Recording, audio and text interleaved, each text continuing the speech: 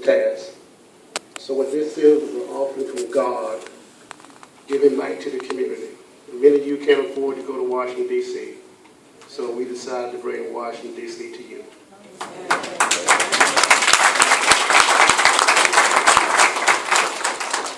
All across the Gulf Coast, Operation People for Peace has been traveling, feeding the hungry and the shut in. This is one of many stops that have taken place, and not the last one, that over 20,000 people will have a bag of food to take home. Say amen. Amen. That did not happen. And so we just want to thank you so much for being here. And when you exit these doors, make sure that you tell someone what took place here tonight. I think I'm supposed to recognize the elected officials. My good friend right here, the enlarged commissioner for the city of Palmetto, Jonathan Davis. Y'all give him a hand.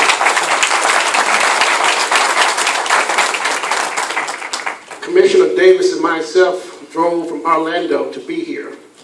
We've been at the Florida League of Cities all week long, and we're leaving, going back tonight to finish the conference that ends Sunday.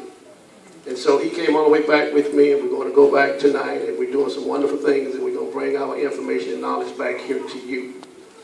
And so we cannot have anything in this community if you don't step up to the plate. You are my people. I know how I got here, and I know how I can get out of office. I take the whole thing very seriously because I could not miss this program. So I sacrifice and get where you want in life, you must sacrifice. So it was easy for me to drive back here for this program. And this Dr. Tillis and his lovely wife opened their doors like they've always done. We have many guests here. The pastors, Reverend Sellers is here. Pastor Williams is here. Dr. Reverend Rocker. Elder Livingston is here. And all of the deacons of the church, the mothers of the church, the elderlies of the church. Congressman Vern Buchanan office is here too, who's going to read something when the time is take place with the proclamation. Go read and hand some to the chairman of Operation People for Peace, Art Rocker. I want to say this before I head to my seat. This is the start of something brilliant. Make no mistake about it. That love is flowing through this community. We must love each other. We must look out for each other. No matter what your background is, how poor you are, how rich you are. I judge all of you the same.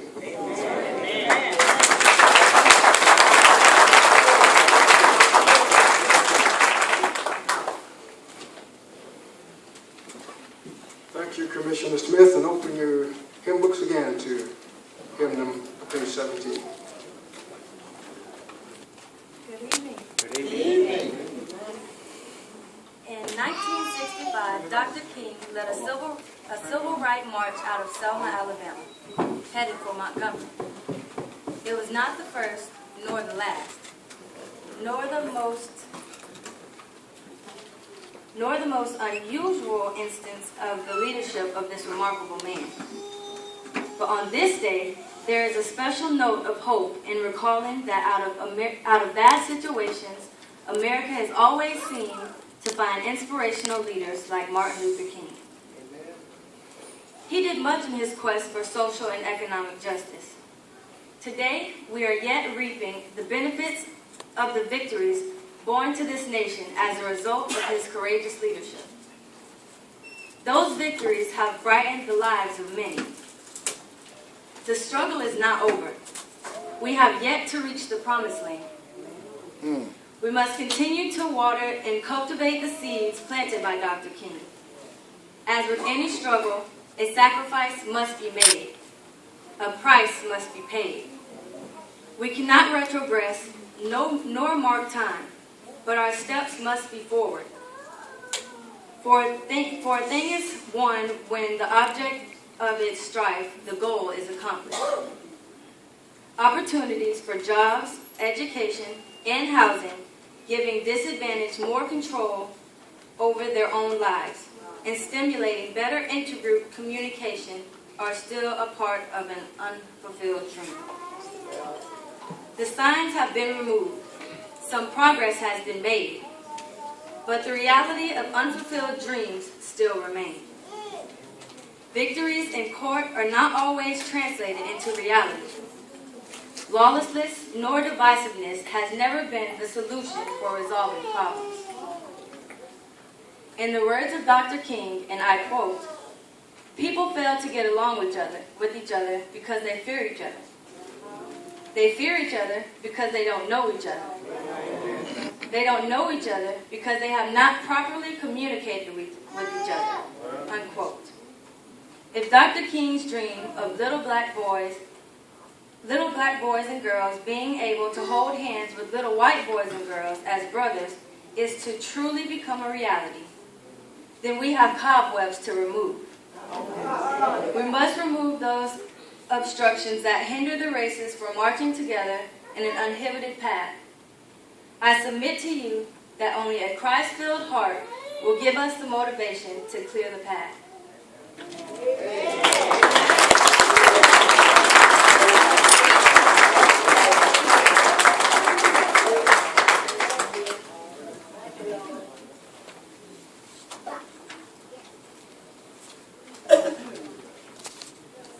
From Rev. Buchanan office, our wonderful friend, to come up behind him and he read his proclamation and hand it to who he needs to hand it to, which would be Dr. Arthur Rockford. So I will step out of the way. Good evening. Good evening. Proclamation of the City of Palmetto. Whereas hunger exists in the communities, even in the best economies, and nearly half of the hungry in Manatee County are children, and whereas the efforts of hunger in the life of an individual or family can range from poor health to poor performance at school and at work, and whereas Operation People for Peace, in commemoration of the 50th anniversary of Dr. Martin Luther King Jr.'s I Have a Dream speech, will sponsor several marches to carry out Dr. King's dream. And whereas the mission is to serve the underdeserved and underrepresented in the Gulf Coast region, and will include a Poor People's Campaign march in honor of one of Dr. King's dreams unfulfilled due to his assassination. Whereas the week-long campaign began in Mobile, Alabama on August 12, 2013, and will conclude in Dothan, Alabama on August 17, 2013, with many stops along the Gulf Coast to partner with local churches to feed thousands of families. Now, therefore, I, Jonathan Davis, on behalf of Shirley Gruber Bryant, Mayor of the City of Palmetto, Florida, do hereby proclaim August 16, 2013 as Operation People for Peace in the City of Palmetto, Florida, and I extend my gratitude to Operation People for Peace for its generosity to the citizens of the Gulf Coast region, and especially the citizens of Palmetto. Thank you. I'd like to introduce to you Danny Blue from Vern Buchanan's office for his proclamation.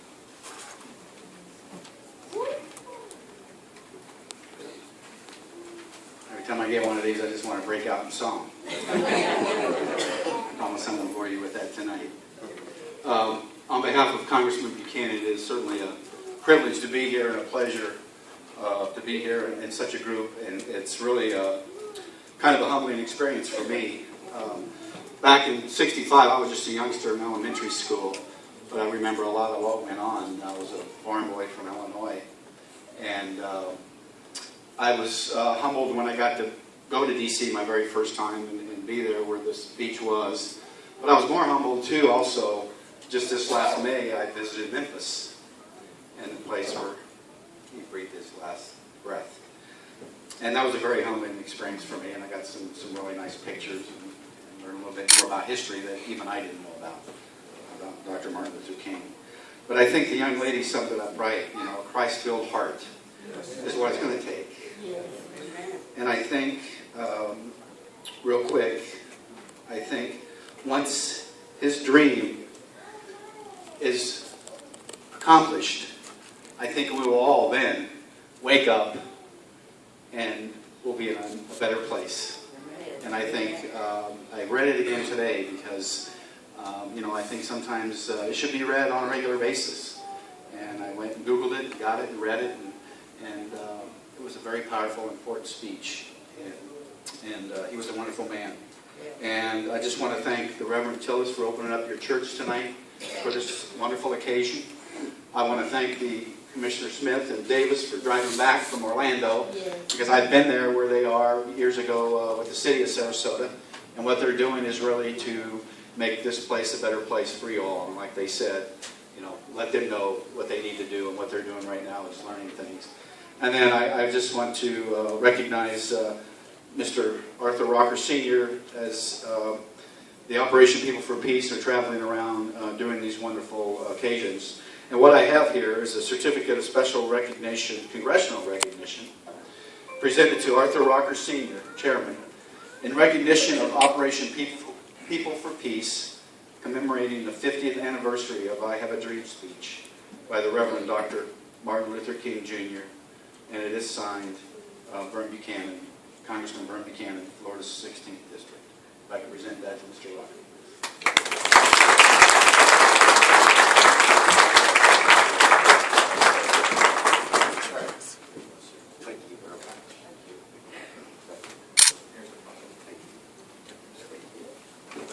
This is to you all. Thank you so much.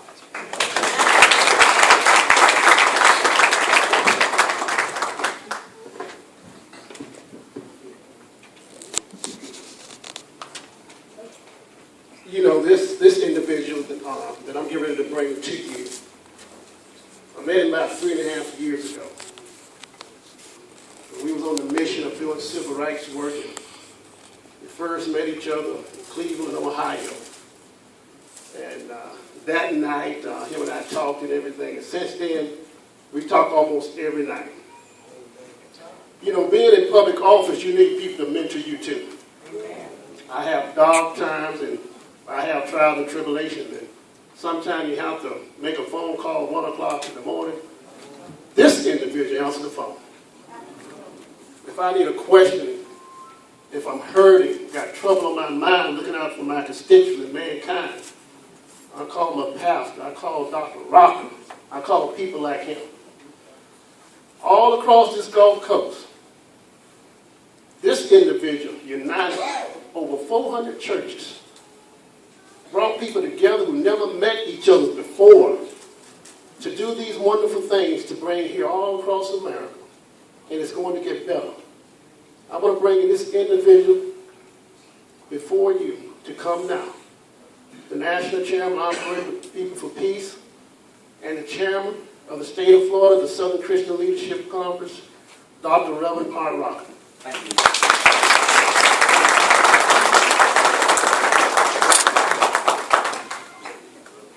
Charles, I appreciate it if you don't call me no more. Seriously. He doesn't call me late at night, y'all. That's not true. He calls me in the morning around 5. And that person gets my nerves. Okay? So, Charles, don't call me no more. Okay? If you want to get reelected. Because I just told him, okay? Thank you so much. I'm indeed a great pleasure being here. Dr. Tillis and his lovely wife has always been a dear friend to us. We have been welcomed in this church a number of times. And I am so proud to be here to let you know, yes, we had an opportunity of going to a number of places. We started out in Thibodeau, Louisiana, Kenner, Louisiana. No, we started out packing bags. We packed thousands and thousands and thousands of bags. And, there are some faceless people that are not here. And those faceless people was kind people with Southern Baptists that came there to Pensacola and worked with me from the Hillcrest Baptist Church. And let's give them a hand, those faceless people. Those faceless people is my national leadership team, Dick Gregory, who you all know, a civil rights activist and actor, Dr. Ife Williams, Al Sharpton, Dr. C.T. Vivian, as well as Reverend Dr. Harry Blake with the General National Convention, Baptist Convention, which is one of the largest conventions. I'm so proud of that group. And then too, we also have obviously Charles Smith, and there are some others with all the people who's a part of Operation People for Peace. Please stand. I think they're in here. Thank you so much. Okay, thank you. I want to say that this card here that I'm going to pass out to each one of you all that's here before it's out. And then before you leave, I want to see you, once you pick up your bag, I'd like for you to give me this card. What primarily reason I'm here, it's going to be very short to the point. You know, we have a card here that I'm going to give to you for the congressman as well. And there have been a number of congressmen that have been working with us, and we're going to Washington, D.C. We're going up there, and we're going to ask you to sign this. And there's a number that have signed this card. As Charles said, we have over 339,000 people and over 400 churches. And by the time this tour is over with, we will have 721,000 people. You know what? They all register voters. Okay. From all on the Gulf Coast, and we just recently went over to Orlando, and we're on our way from, we've gone to Thibodeau, Louisiana, Kenner, Louisiana, Homer, Louisiana, Orlando, St. Petersburg, and I'm glad St. Petersburg, the president of St. Petersburg, SCLC, Jeff Copeland, is sitting here. Let's thank you, Jeff, for coming this way. As well as that, we came to Fort Myers, Palmetto. We're going to Pensacola, Dothan, Alabama. We're going on over from Dothan. We're going to Moss Point. We're going to Mobile. We're going to Gulfport, Mississippi. And then we're going further north. And that's our tour. Now, this card primarily says, Dear Mr. President of the United States and Mr. Speaker of the House of the United States. Everywhere we've gone, every time you look around, you hear issues concerning monies, stimulus, payments, tax credits. Every time you hear, it's from the middle class and the upper class. You know, it is so bad now that no one is really speaking of the voiceless, the underserved, the underrepresented, who you are. That's why we came here to talk to you. You know why I'm going to Washington? I'm going to Washington because the tax credits and everything for the middle class and all them folks, they've already got their chicken in the pot. I'm going to Washington to ask them to get your chicken in your pot because you deserve a chicken in the pot.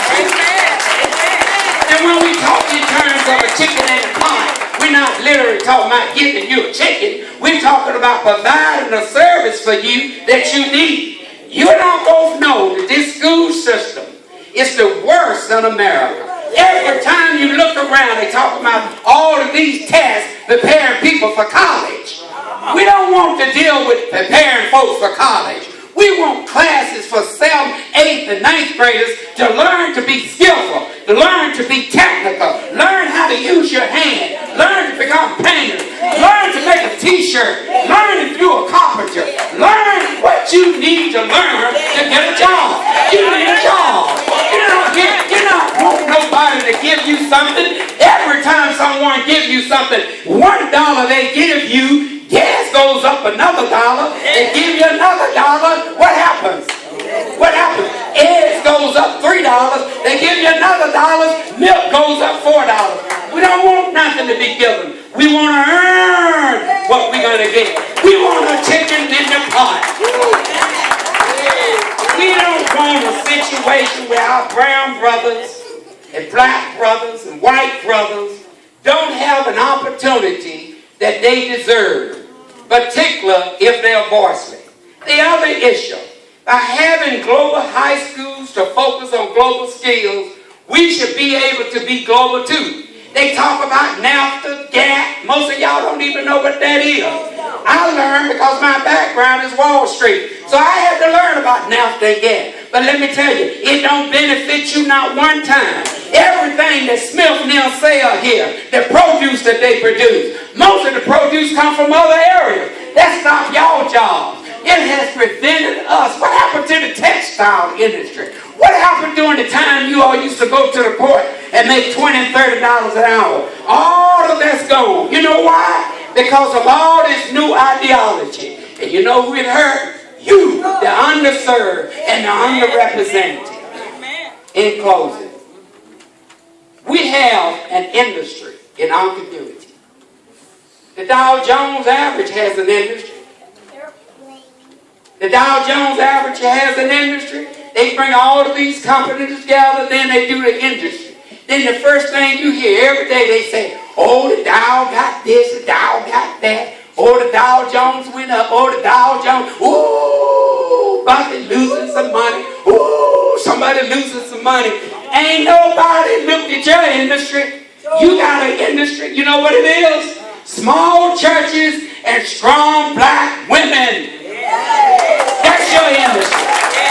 That's our culture. That's our culture. We not concerned with folks telling us we got to be married, we got to do that. We'll leave that to Reverend Tillis. We're going to deal with the issue that we got strong black women and small churches. You know why? Our churches are going to die until we get skillful jobs. Miss Tillis has worked all her life in education. She knows the significance of a person using their hands. If you don't use your hand, utilize your hand and make something and be a part of something, you're going to kill yourself, your dream, your children, and generations and generations, they will die out. In closing, now I'm going to say closing several times, y'all. Get ready for that. I tell my wife, in closing, you know what she say? No, you close your mouth. Don't even come here. Don't even come this way. You take that down to Charles Smith. In this house, you're going to do just what we say. You're going to eat, get up out of bed, come in here and eat. But my point is, in closing, on the Dow Jones average, we believe that it's imperative that unless we begin to have those skillful jobs, our church is going to die. Reverend Tillis, I promise you, this church used to do things for the community. We can't do it no more. Ain't nobody have, they can't even tithe anymore. It's so bad, most of our people walking away from the church. They feel embarrassed when they come in and the preachers deliver the message. They want to give $1.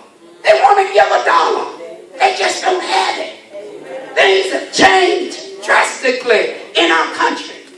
We're going to have to build this industry up. And how are we going to build this industry up? We're going to Washington and we're going to ask for stimulus. And let me tell you something. I remember the time that when I was growing up, I never thought that I was going to be on Wall Street. Dr. King was responsible for that. I went to college at Morehouse College. Benjamin Mays was the president. He called me to his office. You know what he told me? You get off of my campus. You get off of my campus. You ain't doing nothing but selling liquor out of your car Sunday. You and all your boys, your homies. Get out of my college. This is a religious institution. We don't want nobody like you. I said, but my dad is a preacher. He said, yeah, I know that. Your dad told me to get you off this campus. I talked to your dad. And I left there. And I began to do different things. The next thing thing you know, I ended up on Wall Street. But let me tell you what Dr. King had done. You remember the voters' rights bills that was passed? All these cities, these black cities, began to collect money and was in control. In Atlanta, it was white flight. They said, ain't no black folks can run no city. They began to fly